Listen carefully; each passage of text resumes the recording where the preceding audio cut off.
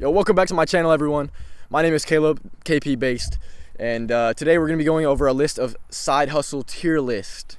All right, so this goes S tier, A tier, B tier, C tier, and F tier. So I'm going to go down the list. I'm going to start with F tier. I'm going to work my way up, and I'll just do one of each, and then I'll recycle through. My number one for S tier, it's going to be content creation.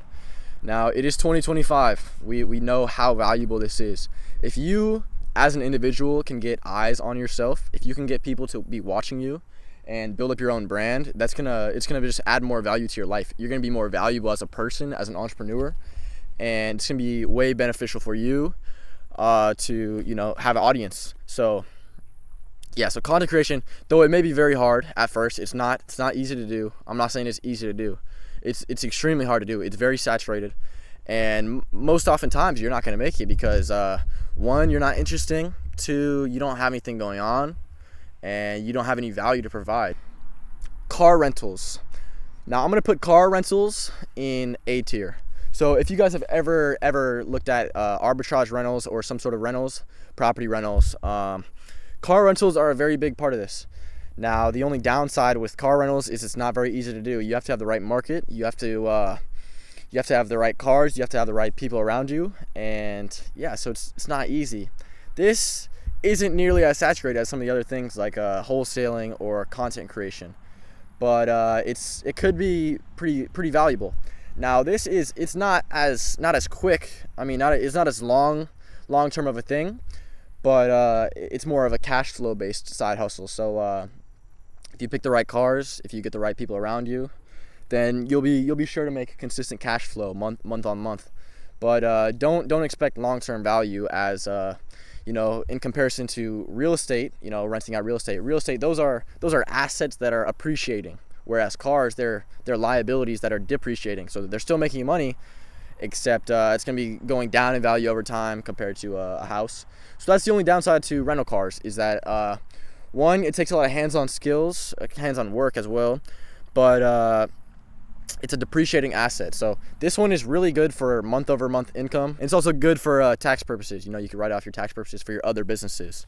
Service businesses. So this is going to be your window washing, your pressure washing, detailing businesses, all this stuff. So I'm going to put service-based businesses in my B tier, right? So these are very good businesses because you could one, scale them. You can't scale them super far, but you could definitely scale them, hire a couple of employees. So service businesses are pretty awesome, right? The only thing is it takes a lot of work. It takes a lot of work in comparison to some of these other things, and it's hard. It's not very easy, and it's really trading your time for money. So that's what that is. So service businesses are going to go in my B tier. Another big one, cryptocurrencies. Now this one is a big topic. I'm going to put crypto in my B tier, right? So not S tier, not F tier. I'm going to put it in B tier. Now, why in B tier? You can make a lot of fucking money on crypto. You could really make a lot of money. But one, you have to have money to get started. But two, a lot of people fail at this shit. It's not no cakewalk. It is extremely hard. Just like all these side hustles. I'm not saying this tier ranking is not for like how easy they are or shit like that. They're all hard. You're gonna have a lot of struggles and no matter what you do. But cryptocurrency itself is extremely hard because the market is so volatile. The prices go up and down so quickly, and you don't know what's gonna happen. They're digital coins, so basically you don't know, you have no like leverage as to what's gonna happen, and they could all go to zero. Whereas real estate, like, that shit's not gonna go to zero. All this other stuff's not gonna go to zero. So you could lose all of your money in a day. You could go from $1,000 to having $100 in an overnight, and that's a struggle. But it's also a blessing because you get to learn those skills. You get to learn, to overcome those challenges. There's a lot of upside on this cryptocurrency, but there's a lot of downside. But it takes you a very, very, very long time to learn the skills to be profitable in this. So don't expect it to be a cakewalk. Don't expect it to be easy at all. There also is a lot of competition in this, but it's not as much competition in a sense of, business versus business competition. It's more as like, it's you versus the market in a sense. So it's pretty much the market's trying to take your money and you're trying to take money from the market. So I put crypto in the B tier. Now, drop shipping. This is shit, right? I'm gonna put drop shipping in my C tier. So drop shipping, it's extremely oversaturated. It's been done for years and years and years. Now you can make some money off of this. You absolutely can. I'm not saying, oh, just because it's oversaturated, you're not gonna make money. You can definitely make money on this. It's not very easy. It's pretty hard to do, and you have extreme competition compared to a lot of the other side hustles. So is it worth it? I wouldn't. I definitely wouldn't be getting into this shit right now. All right, dumb shit, right? So this is like the AI bots. You see people talking about online, yo, I have an AI bot for cryptocurrency. I have an AI bot for this. Oh, I'm selling a course. I'm selling a platform. I'm selling all this software. It's people who, they try to sell shit for no reason. Like people who try to sell a course. You're trying to sell a course, but you haven't done anything with your life. You're a bum. You don't got shit to offer. So why are you creating a course? Why are you selling a course? Because that shit was made by AI. We already know that shit was made by AI. So in the F tier, bro, I put all this dumb shit in these AI cryptocurrency bots, bro. Because you see this shit everywhere, bro. You see this shit everywhere. I have this crypto bot that made me $100,000. Bro, this shit's just a scam, bro. Because think about it. If the AI bot was really that good, why are you giving out the free sauce? If it's really that good, why aren't you just making a bunch of money yourself with the bot? Because people do that shit with real estate too. They have real estate bots or so that give you leads, they generate you leads. It's just bullshit, bro. So all this AI bot, bro, that side hustle is just, it's some gay shit, bro. So stay away from that. Another one that I'm gonna put this one in the C tier, right? Affiliate marketing. So affiliate marketing is where pretty much you affiliate with the company and you get some proceeds on the profits. You know, you make some sales off your QR code or off your code or whatever. And this is pretty, I mean, it's all right. You can make some money. But the hard part about this is you already have to have an audience. Not every average Joe can do this shit, you know what I mean? You already have to have an audience and already have a platform for people to be actually watching you. And if you don't, you're not really going to make any money off of this. So it's pretty hard, level of hard for it to get in. It's pretty high. Competition, it's up there for sure. But not really compared to some other things. Affiliate marketing is gonna go in my C tier. Same with Amazon FBA. You know, it goes in the C tier. Just like drop shipping, you know what I mean? It's just oversaturated as fuck. Everyone's doing it. So you can make a little bit of money for sure. You know, don't hate me. You can make some money off this, but not as easy as some other things, and not as profitable or, you know, even worth it as some other things. My A tier, give me DoorDash delivery shit, you know. Doesn't just have to be delivery for food. It could be delivery for you know, hospital supplies. You can make good money doing that. Delivering just hospital supplies, delivering a bunch of shit. So I put this in my A tier because no, you're not gonna make an insane amount of money. You're just not. But why it's in the A tier is because it's so easy for you to do. You know what I mean? You don't have to have money to get started. You don't have to have anything to get started. You just have to have a car. You just have to have the ambition and the ethic to work. Now, this is not some long-term shit. You're not gonna be delivering DoorDash or delivering hospital supplies for long-term, but it's more of like a, you know, I need money now, I need money quick. That's why it's in the A tier. You do have some competition in this, but not as much as like drop shipping and shit. Like obviously, yeah, there's a lot of people who do DoorDash, but DoorDash, it's like come and go, like as you please, and it's like an hourly job. You know what I mean? You can make $25 an hour pretty easily if you really wanted to.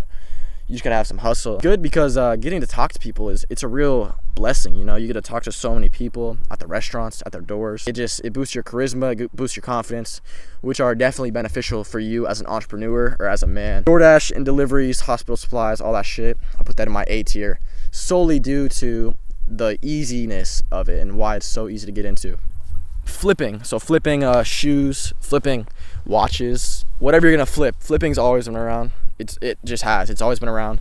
It's always been a big thing. I'm gonna put this in my A tier. Flipping's good because, you know, once you learn the specific market for the thing, so say you're flipping shoes, once you learn the market and learn the values for how much Jordan 4s go or whatever it is.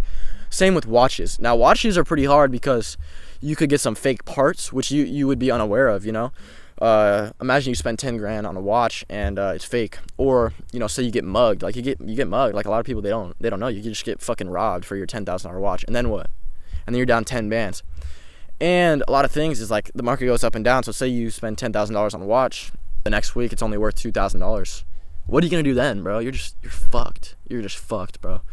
Now you're out 8 bands. Now you gotta work your way back up. It's in the A tier, but you gotta be very specific with how you flip and what you flip. Once you get a hang of it, it's pretty easy and pretty profitable. You do have a good amount of competition in this, but I would say medium level competition is how I would put it. Easy to get into. It's pretty easy.